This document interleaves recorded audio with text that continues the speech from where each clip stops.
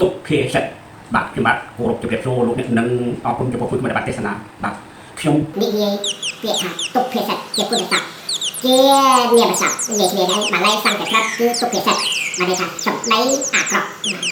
សម្ដីនេះគឺសរអសំដល់ស្អីដីសំដៅលើស្ពាកយកនេះគេថាស្ពាកស្រោលងោណាបានន័យថាមានតែសម្បកអិចសាច់អិចគ្រាប់អញ្ចឹងសម្ដីនេះគឺសំដៅសម្ដីអាក្រក់ពាក្យគំរោះគំរើយណាពាក្យគំរោះគំរើយ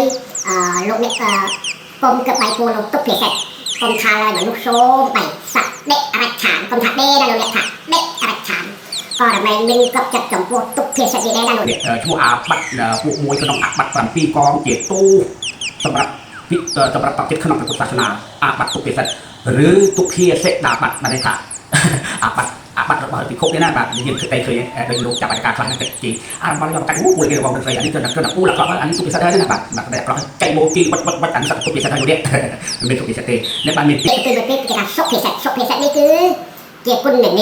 ឬជាគុណស័ព្ទក៏បានបាលីសង្កេតនិយាយគ្នាដែលពូលពីរោះដែលនិយាយត្រូវដែលថាត្រូវយកឲ្យកើតប្រយោជន៍បានដោយប្រពៃពាក្យមួយគេថាពាក្យសុភាសិតលោកអ្នកពាក្យសុភាសិតនេះគឺជានាមស័ព្ទពាក្យពីរោះពាក្យត្រូវ